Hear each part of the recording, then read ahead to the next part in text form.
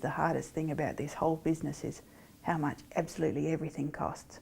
It's that constant trying to find out, how do I get around this particular problem, and what are the resources, and who can help me do this, and all that sort of stuff. So I don't know how people who have no money behind them cope. I was very lucky because I'd been in a high-paying job for a long time and I had a stack of savings I could use.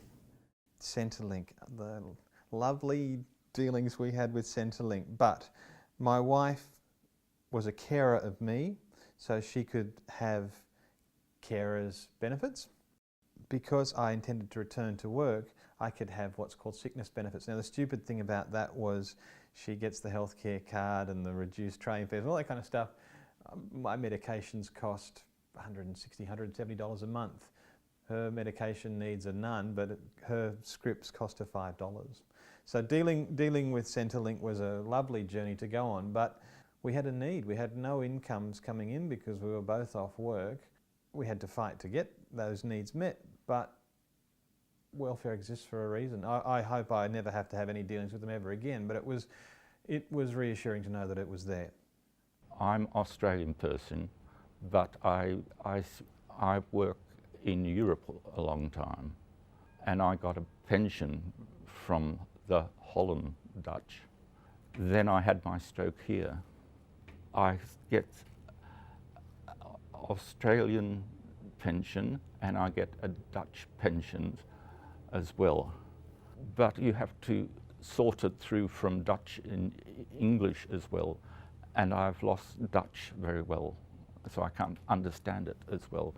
And it's difficult to sort it through as well. I was young, I was 34, I didn't have income protection. Get income protection, there's some more advice. As a builder, through a member of the Master Builders, they push and they really encourage people who are supporting their families to have income protection. And to be honest, it was the first question we had, was when I had the stroke, is, are we covered for this? And I think it was the first, not even 12 hours, Tanya found out that Adrian told us we had good insurance, and they were really happy to help us. The financial burdens were lifted, knowing that we were covered. I was so lucky with income protection through work, so I got paid 6 months. It was not a drama there, and then went back to work. It was all good. So yeah, and I hear stories today, and it's just, you know, people have gone back to work because they have to. It's just the wrong reason, you know, because they've got to pay their bills, you know. So no, I've got nothing to complain about, nothing. Almost all the therapists that we came across said, do you have income protection? Because they knew we were self-employed, but they were all worried for us. So it's a common thing, and stroke comes at all ages.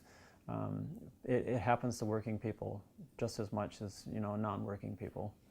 My advice to people who are self-employed, or, you know, look into this and encourage all their other family members who don't have income protection to start looking into it. Yeah.